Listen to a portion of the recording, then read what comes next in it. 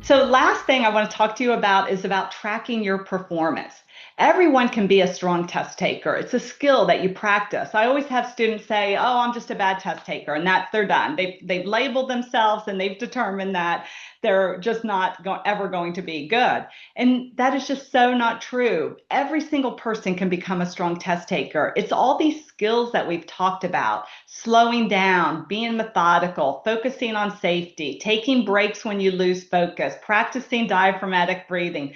It's doing all of these things that turn you into a strong test taker, and everyone can be a strong test taker.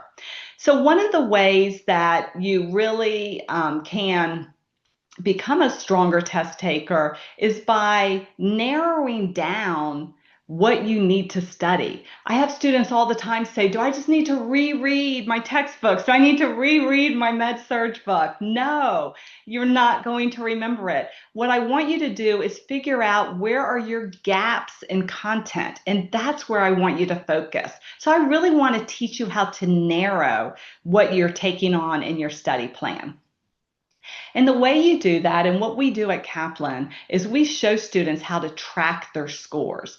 And by tracking your scores, and we always break our tests down into those 8 testing categories that the NCSBN is testing you on, you can see exactly where you are getting stuck. So if you look at this performance record right here, you can see that there are 2 categories where the individual is struggling a little bit.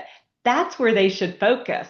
They're doing fabulous in physiological adaptation. They're doing fabulous in safety and infection control. They don't need to focus there. They need to focus on these 2 categories: management of care and reduction of risk. So now we have really narrowed down where they should be spending some of their time. And management of care is super important because remember, it's one of those top 3 categories and has the most weight on the NCLEX. So for this student, I would really recommend that they dive into scope of practice. There's something with scope of practice that isn't clicking with them yet that they need to get stronger in order to critically think on those question types. So what I love is that I could tell them easily to go to the channel, and we have 3 presentations that fall into the category of management of care: delegation, collaboration, and legal issues. So I would want that student to go to the channel and watch those 3 presentations and then take another test and see if they're performing stronger in that category.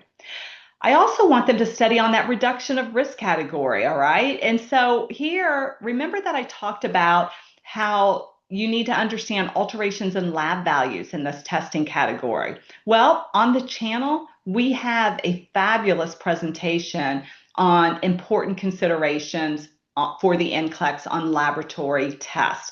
And it will break down all the different laboratory tests and what they tell you about your client, which then directly relates to analyzing cues and questions, and what kinds of signs and symptoms would you see in test questions that would tell you what's going on with your client related to labs. So really important to take advantage of these presentations. I would have the student watch this video, go back, do another test, and see if they are now performing stronger in that category.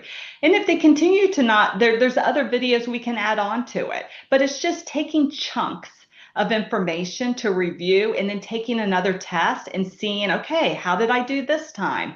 All right, I did better in this category. I maybe dropped off in another category. All right, let's focus on that category now. But we're not just going to take on the whole world of nursing and try to review all of it for test day. You have a lot of it up there. We just need to fill in those little gaps for you.